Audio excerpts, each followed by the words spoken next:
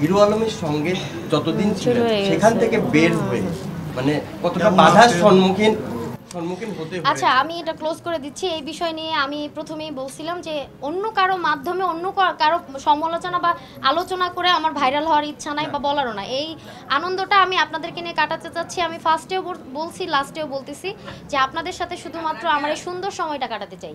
অন্য কোনো পার্সনকে নিয়ে এখানে কোনো আলোচনা হবে না।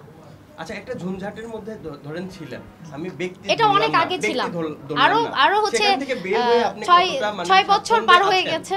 এই ব্যাপারটা একটু যদি আমার 6 বছর পার হয়ে গেছে, এটা আমি ভুলে গেছি। অতীত মনে রাখলে আপনি বর্তমানের সামনে আপনি এগিয়ে যেতে পারবেন না।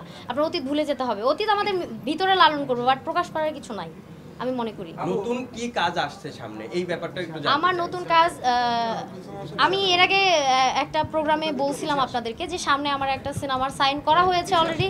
এটা আমাদের এফডিসিতেই হচ্ছে বড় করে মহরত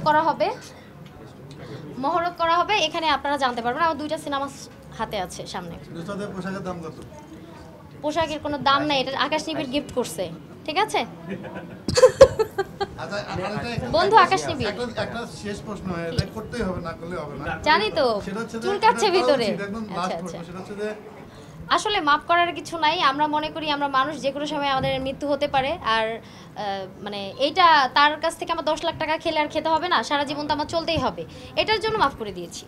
না, আমি 10 লাখ টাকার মালিক না, আমি খুব সাধারণ মানুষ। আপনাদের নুসরাত, আপনাদের ভালোবাসার মানুষ, এতটুকু। আসলে আমার হচ্ছে পার্সোনাল একটা বিজনেস আছে, আমি কাউকে বলি নাই। আমাদের পাশাপাশি আমার নিজের একটা পার্লার আছে এই বনানীতেই, 17 নম্বর রোডে। আমার লেজারের একটা বিজনেস আছে। এই বিজনেস দিয়ে আমি হচ্ছে টুকটাক যা ইনকাম করি আমার ফ্যামিলি বা আমি নিজেকে চালাই, এটা দিয়ে আমি চলতেছি। আলহামদুলিল্লাহ অনেক ভালো আছি।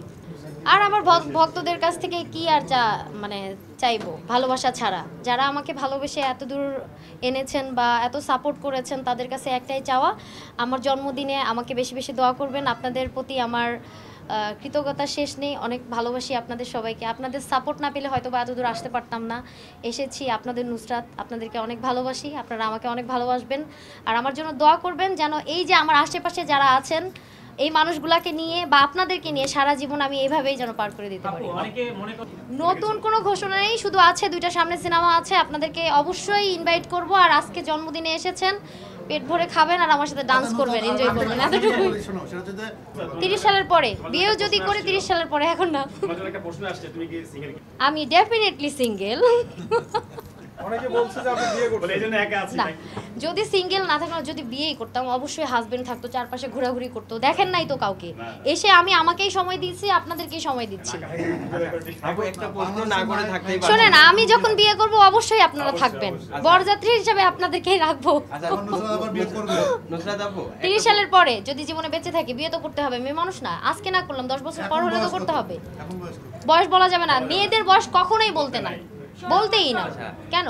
এখন তুই যদি মনে করস যে আমার 45, তাহলে ওকে। আচ্ছা নুসরাত আপু একটা